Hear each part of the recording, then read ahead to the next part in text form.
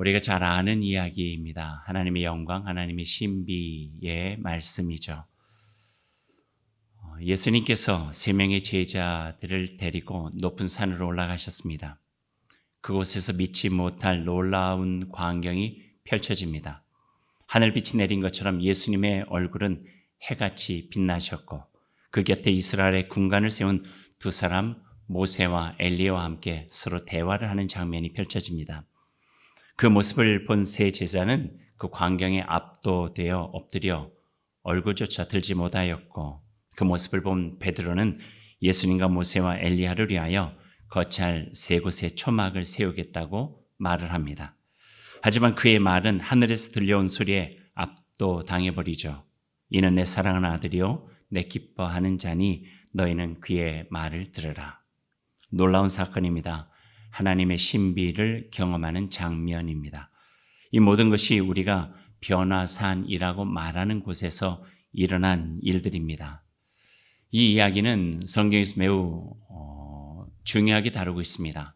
그것은 마태복음에도 나와 있고 마가복음에도 나와 있고 누가복음에도 직접적으로 표현이 되어 나와 있고 요한복음은 거기서 은유적으로 표현하여 이 변화산 상에 대한 것들을 우리에게 보여주고 있는 모습을 보게 됩니다. 오늘 바로 이 말씀을 여러분과 함께 나누려고 합니다. 하나님의 영광, 하나님의 신비 속에서 일어난 말씀이 그저 놀랍고 와 화려하다, 이런 일이 일어날 수 있을까라고 하는 그 내용으로 결론 지어지지 않고 이 속에 중요하게 다룬 것만큼 우리에게 주시는 의미와 뜻을 다시 한번 새겨볼 수 있는 그런 시간을 여러분과 함께 갖고 싶기 때문입니다. 먼저 오늘 말씀 보시죠. 1절 말씀 보십시다. 함께 읽어볼까요? 엿새 후에 예수께서 베드로와 야고보와 그 형제 요한을 데리시고 따로 높은 산에 올라가셨더니, 성경을 읽다 보면은 성경은 결코 불필요한 이야기를 하지 않습니다. 그래서 한 단어 한 단어도 그 단어를 쓴 어떤 의도와 의미가 있는 것을 우리가 알게 됩니다. 성경 요한복음 뒤에 보면은요, 예수 그리스도의 가르침과 그 삶을 성경에 담기엔 너무나도 부족하다라고 말할 정도로 방대하였기 때문에 그 중에서 아주 필요하고 소중한 것들만 성경에 담아놨다 생각해도 될 것 같습니다. 오늘 말씀 시작하는 첫 단어도 그렇습니다. 엿새 후에. 엿새 후에. 그저 시간의 흐름을 이야기하고 싶어서 이곳에 적은 단어는 아닙니다. 이 말은 엿새 전에 있었던 일과 오늘 기록은 연결되어져 있고 연장선 속에 있다고 하는 것을 우리들에게 보여주고 싶은 것입니다. 제자들에게 물어보셨어요. 사람들이 나를 누구라 하느냐? 제자들이 대답을 했죠. 근데 그 대답을 듣고 난 예수님은 진짜 제자들에게 묻고 싶었던 것을 묻습니다. 그 질문은 바로 이것입니다. 그러면 너희는 나를 누구라 하느냐? 너희의 마음을 알고 싶다는 거예요. 너희들이 나와 함께 공생의 삶의 여정을 쭉 지내왔는데 너희들에게 있어서 나는 어떤 존재인가? 너희들은 나를 어떻게 생각하고 있는가? 너희와 나의 관계는 어떤 관계인가? 왜 지금까지 나와 함께 가고 있으며 앞으로 나와 함께 가려고 마음먹고 있는가? 여기에 대한 것들을 예수님은 묻고 싶으셨던 것입니다. 그래서 단도직입적으로 질문하죠. 그러면 너희는 나를 누구라 하느냐? 이때 조금 성격 급한 베드로가 이야기를 하죠. 그 유명한 베드로의 고백을 우리는 알고 있습니다. 뭐라고 대답하죠? 주는 그리스도시요 살아계신 하나님의 아들입니다. 주는 그리스도시요 메시아시요 살아계신 하나님의 아들이십니다. 이렇게 대답을 합니다. 그 대답을 듣고 예수님 흡족하셨어요. 예수님 선물 주셨다고 하는 말씀 복음서에 별로 없는데 그 대답 듣고 마음이 너무 흡족하셨던 것 같아요. 그래서 이 베드로에게 선물까지 주셔요. 어떤 선물? 천국 열쇠를 주겠다. 그러니까 메시아의 사역과 그리고 살아계신 하나님의 아들로서 이 땅의 사역에 대한 진지한 고백 끝에 예수님께 주시는 칭찬의 선물이 바로 천국 열쇠였습니다. 얼마나 흡족하셨는지 모릅니다. 그러고 난 다음에 그 대답을 들으니 마음이 안심이 되었던 것 같습니다. 아, 이제는 내가 앞으로 가야 할 그 길을 제자들에게 이야기해도 되겠구나.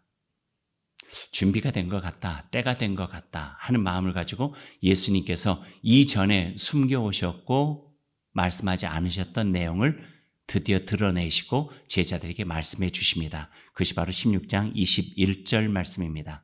한번 보시죠.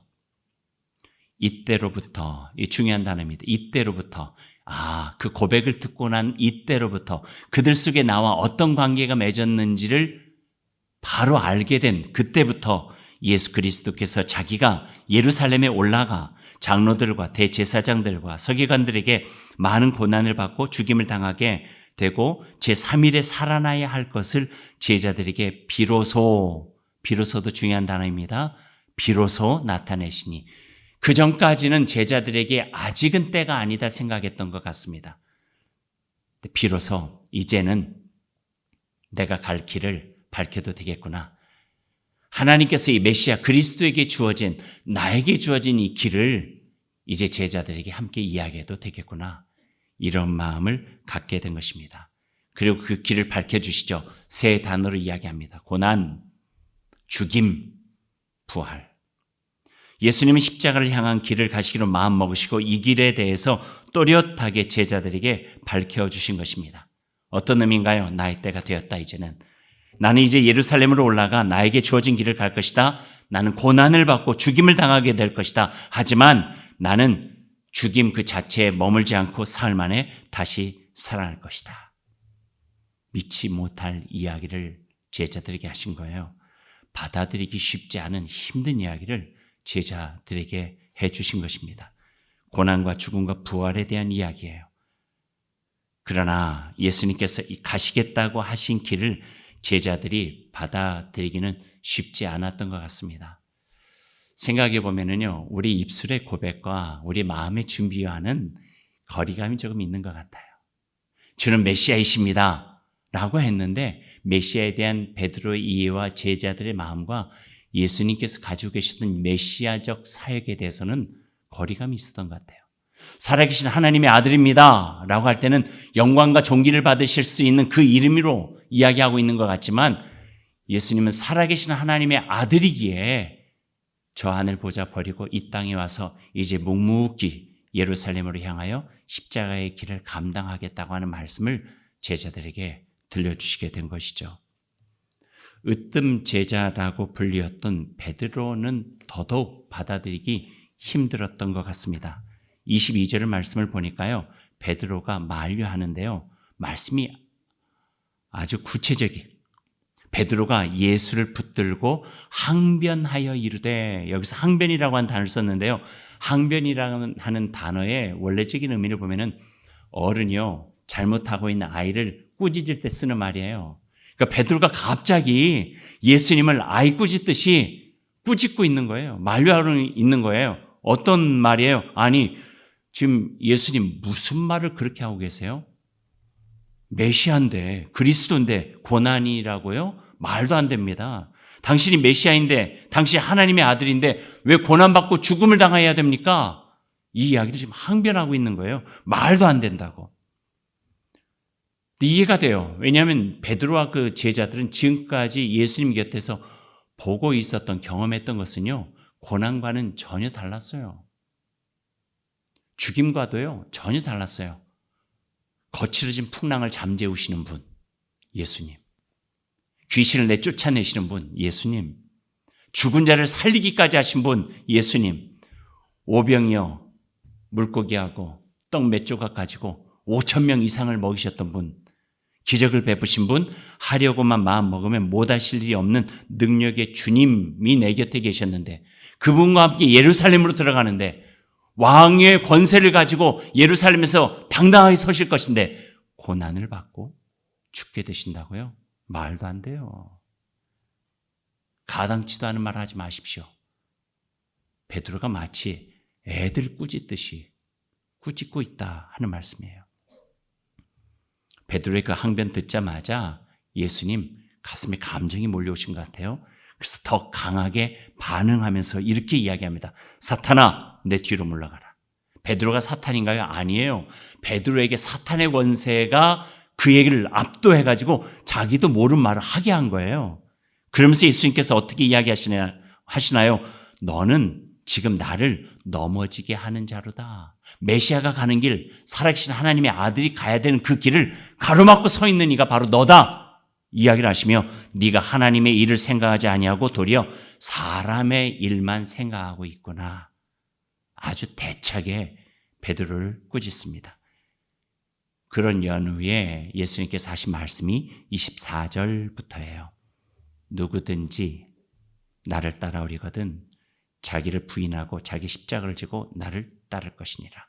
인자가 아버지의 영광으로 그 천사들과 함께 오리니 그때 각 사람 행한 대로 갚으리라. 진실로 너희에게 이르노니 여기 서 있는 사람 중에 죽기 전에 인자가 그 왕권을 가지고 오는 것을 볼 자들도 있느니라.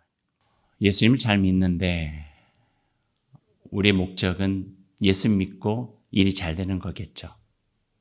예수님 잘 믿으면 아프지 않으면 얼마나 좋겠습니까? 그게 복이라고 누리잖아요.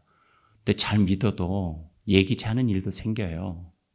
잘 믿었는데 신실한 마음으로 하나님께 기도하면서 주님을 온전하게 따르려고 애썼는데 내 잘못도 아닌데 억울한 일이 생기기도 하고 힘든 일이 일어나기도 하고 복잡하고 내가 예수님 잘 믿는 것과는 전혀 상관없이 세상적인 어려움과 힘듦을 겪게 된다는 말씀이에요. 숱하게 볼 수 있는 일들이죠. 거기에 지금 베드로의 마음이 있는 거예요. 그 베드로의 항변은요, 우리 항변이에요. 하나님, 그렇게 기도하고 애썼는데, 그렇게 많은 것을 원한 것도 아닌데, 그렇게 힘든 것을 원한 것도 아닌데 왜 이렇게 어렵습니까? 힘듭니까? 그러다 보니 낙심하고 지치고 실망하고 마음은 위축돼서 초라해지는 것 같고 하나님 믿는 것과 나의 삶은 전혀 별개인 것 같고 더 나아가서 하나님 나를 사랑하시지 않는 것 같아요. 그러다 더 나아가서 하나님 정말 계시는 거 맞아? 라고 하는 하나님 부재에 대한 마음까지도 우리 속에 밀려 들어오게 된다 하는 말씀이에요. 지금 베드로의 마음이에요. 바로 이런 일이 있은지 엿새가 지났다. 성경은 이야기하고 있어요. 다시 17장 1절로 한번 돌아가 보십시다. 17장 1절 같이 한번 읽어요. 엿새 후에 예수께서 베드로와 야고보와 그 형제 요한을 데리시고 다른 높은 산에 올라가셨더니 빌립보 가이사랴에 있었던 일 후에 6일이 지났지만 예수님의 마음속에 남아있는 것이 있었습니다. 지울 수 없는 것들이에요. 어떤 것이었을까요? 그것은 아직은 예루살렘으로 가기에는 고난의 길, 십자가의 길을 가기에는 준비가 되어지지 않는 제자들의 모습. 이게 그냥 마음에 있는 거예요. 아직은 모든 것이 두렵구나. 저들에게는 이런 거겠죠. 이들과 함께 내가 십자가의 길을 갈 수 있을까? 하는 그런 거겠죠. 저들이 감당해낼 수 있을까? 이겨낼 수 있을까? 이런 마음들이 예수님 마음속에 있었던 것 같아요. 그리스도로서 메시아로서 가야 할 예수님의 십자가의 길에 대한 이해도 제자들은 부족했고 아직 고난을 직면할 용기도 충분히 갖지 못한 제자들의 마음, 그 마음이 예수님의 마음에 있었던 거예요. 그리고 시간이 엿새가 지났어요. 그러던 어느 날 예수님은 늘 가까이 했던 3명의 제자를 데리고 가이사랴 빌립보에서 더 높은 산으로 데리고 올라가셨습니다. 그리고 그곳에서 놀라운 광경을 보여주신 거예요. 바로 변화산 사건이죠. 그리스도의 변형, 변모의 사건이 엿새 후에 그렇게 일어나게 됩니다. 하나님의 영광 보게 하시고 하나님의 신비를 체험하게 하시며 그 영광 중에 모든 두려움과 불안함을 이겨낼 수 있도록 하나님의 은총 경험할 수 있도록 격려하는 하나님의 영광 중에 거하는 기쁨과 감격의 순간을 제자들을 위해서 마련해 주었던 사건, 변화산의 사건이죠. 하늘의 신비와 그리스도의 영광 속에서 이분이 진정 그리스도이시다. 이분과 함께 하는 길이 가장 귀한 길이다. 이 마음을 가질 때 힘들지만 어렵지만 극복해낼 수 있는 거고 그것을 넘어서서 하나님의 영광 속에 거할 수 있는 감격이 있다 하는 말씀입니다. 오늘 본문을 조금 더 보죠. 5절 말씀 한번 보십시다. 5절 말씀 같이 읽어볼까요? 말할 때에 호련히 빛난 구름이 그들을 덮으며 구름 속에서 소리가 나서 이르시되 이는 내 사랑하는 아들이요 내 기뻐하는 자니 너희는 그의 말을 들으라 하시는지라. 엿새 후회하고 마찬가지예요. 말할 때에 이 단어도 중요합니다. 말할 때에 누가 어떤 말을 할 때인가요? 4절 말씀에 거기 대답이 담겨 있어요. 어떤 말을 하였는지 4절 말씀도 우리가 함께 읽어보죠. 같이 읽을까요? 베드로가 예수께 여쭈어 이르되 주여 우리가 여기 있는 것이 좋사오니 만일 주께서 원하시면 내가 여기서 초막 셋을 질 때 하나는 주님을 위하여 하나는 모세를 위하여 하나는 엘리야를 위하여 하리이다. 여기 있는 것이 좋사오니 어떤 의미인가요? 안주예요. 아브라함의 이야기를 하면서 두 단어를 여러분과 함께 이야기했던 적이 있어요. 하나는 정주요, 또 하나는 안주입니다. 정주는 우리가 있어야 될 곳에 거하는 게 정주예요. 바른 거함이죠. 안주는요, 편안하면 그곳에 눌러 앉는 거예요. 근데 여기 있는 것이 좋사오니 안주예요. 하나님의 영광이 있는 곳, 신비가 있는 곳, 그냥 여기가 좋으니까 여기에 머물고 싶습니다. 하나 안주에 대한 이야기죠. 조막새 짓고 하나는 주님, 하나는 모세, 하나는 엘리야를 위해서 짓고 여기서 지내면 좋겠습니다. 그냥 황홀경에 빠져가지고 베드로가 하는 이야기 같지만 엿새 전에 일어났던 일과 연결해 보면은요 또 다른 의미가 이곳에 있어요.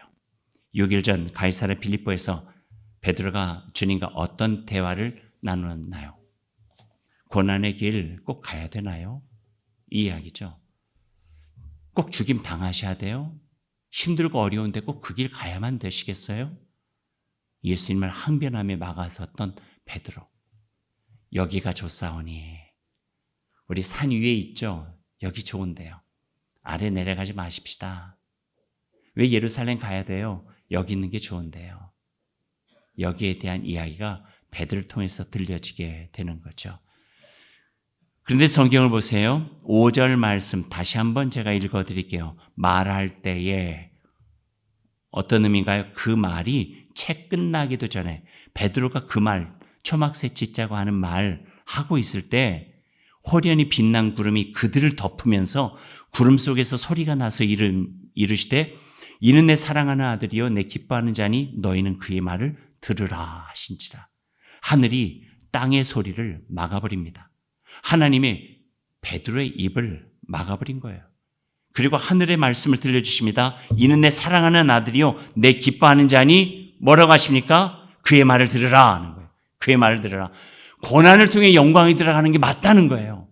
어렵게 나의 아들이 메시아로서의 그 사역을 감당하려고 하는데 그 길을 걸어갈 수 있도록 용기를 북돋아 주시고 이 길이 맞다. 이 길이 참된 구원의 길이라고 하는 것을 확증해 주시는 하늘의 소리가 변화산상에서 들려지고 있는 거죠. 고난, 죽음, 부활. 말할 때에 내 생각, 그의 말을 들으라. 예수 그리스도의 말씀을 들으라.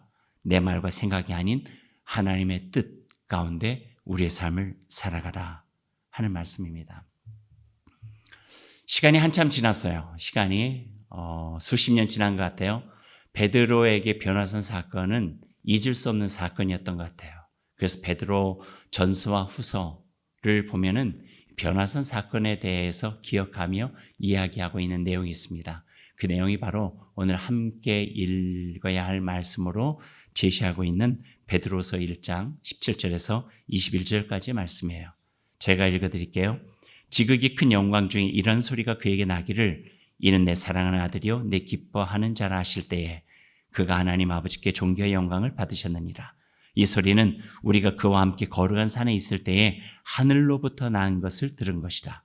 또 우리에게는 더 확실한 예언이 있어 어두운 데를 비추는 등불 같으니 날이 새어 샛별이 너희 마음에 떠오르기까지 너희가 이것을 주의하는 것이 옳으니라. 더 확실한 예언 무엇입니까? 예수님께서 주신 말씀이에요. 예수님의 말씀과 가르침을 통해서 우리에게 주어진 것, 이게 더 확실한 거라는 거예요. 초대교회 공동체에게 주신 말씀이에요. 먼저 알 것은 성경의 모든 예언은 사사로이 풀 것이 아니니 예언은 언제든지 사람의 뜻으로 낸 것이 아니요 오직 성령의 감동하심을 받은 사람들이 하나님께 받아 말한 것입니다. 쉽게 표현하죠. 우리의 생각대로 살지 말라는 거예요. 그게 다가 아니라는 거죠. 하늘의 뜻이 담긴 마치 어두운 데를 비추는 등불과 같은 하나님의 말씀을 밝혀드리라는 거죠. 그 말씀을 바라보며 살아갈 때 하나님께서 우리를 통해서 이루고자 하시는 가장 아름답고 가장 복된 길을 걸어갈 수 있다. 비록 그것이 좁은 길이고 비록 힘들고 고난이 있고 어려움이 있지만 수고 끝에 얻어지는 결실처럼 눈물을 흘리면서 씨를 뿌리고 걷어지는 곡식단처럼 우리에게 가장 아름다운 인생의 결실들을 맺을 수 있다고 성경 우리에게 가르쳐 주고 계십니다. 베드로 서신을 보면은요, 다른 서신서와 달리 강조하고 반복해서 주시는 진리의 말씀들이 몇 곳이 있어요.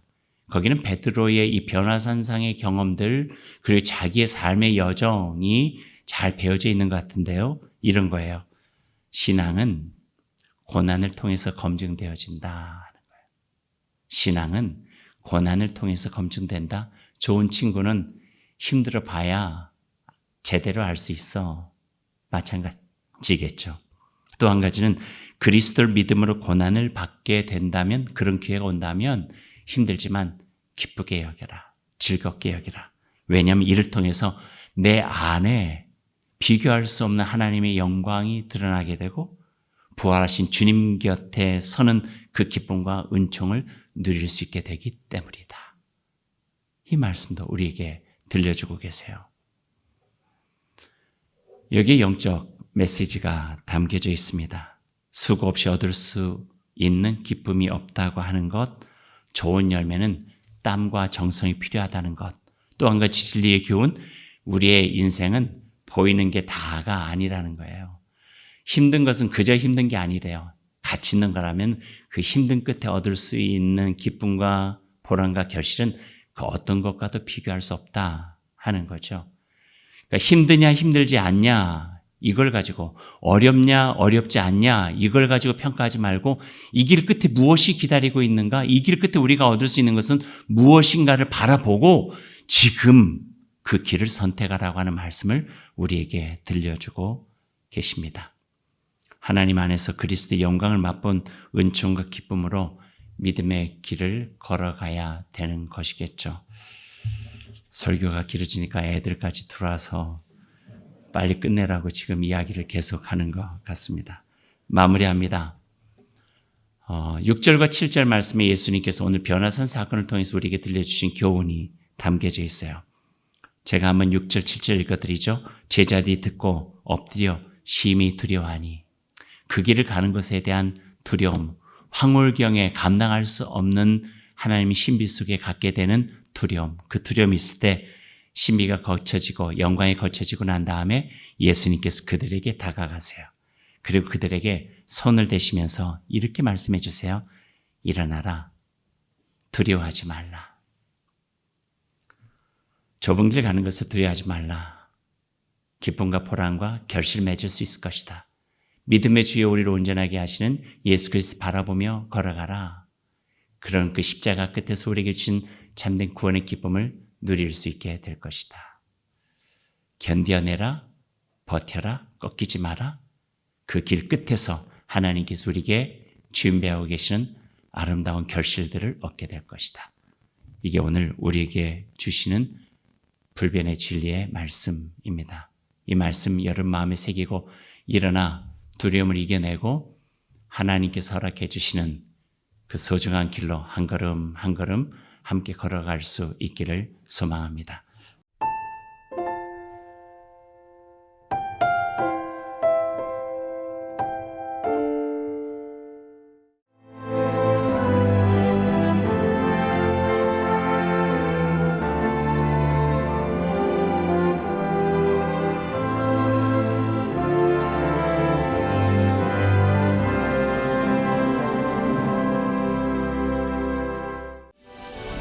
일 년 12달 흥겨운 축제로 가득한 섬. 섬마다 문화와 예술이 살아있는 사계절 꽃피는 바다 위의 꽃정원. 누구나 가고 싶은 섬. 이곳은 희망이 샘솟는 천사섬 신안입니다.